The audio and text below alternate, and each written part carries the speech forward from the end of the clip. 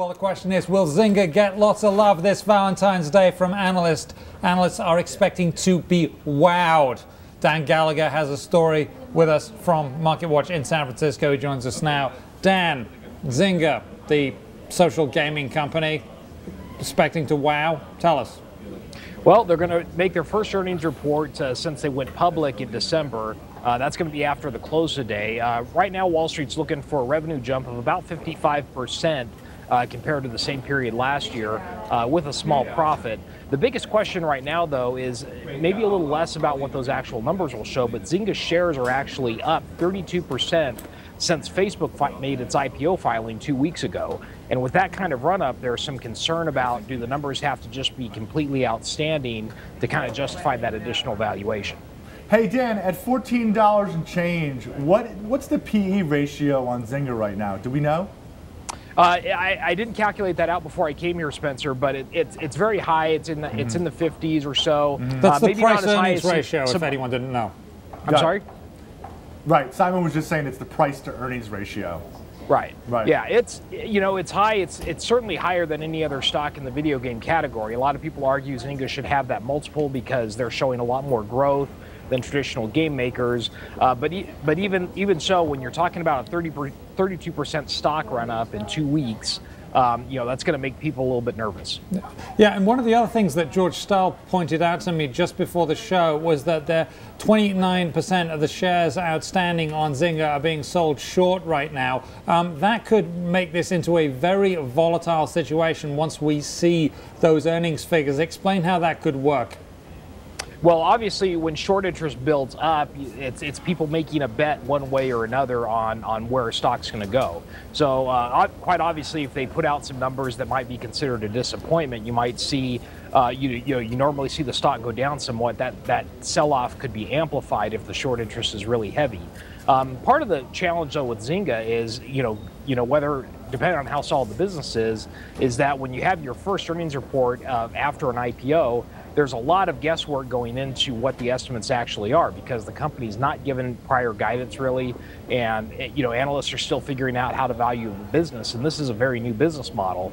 So there's a fair amount of guesswork, I think, going on the street right now that makes the numbers even a little bit more squishy. And Spencer, do you think analysts will start to get more worried that Zynga has almost all of its business dependent on Facebook? Well, that was the surprising thing to me, that when the Facebook S1 came out, that was the big risk factor, as you noted, for Zynga. And so I was expecting people to react the other way in some ways because 12% of Facebook's revenue comes from Zynga. Mm-hmm. So they're a very codependent relationship. Facebook has a reputation for, in the past at least, for making changes to the site that have hurt the application makers and made them grow less. And so that's always going to be a risk for Zynga. And I think that's something that will probably be talked about extensively on the earnings call tomorrow. So back to Dan Gallagher, you mentioned there could be some volatility because of this massive short position when we get those results. Is that something that's going to scare away some small investors? Maybe small investors have gotten for this because it's sexy, it's a brand name stock, it seems high flying. But when you see that volatility, that whiplash, that whoa, like this, do you think you get a lot of the small investors shaking out?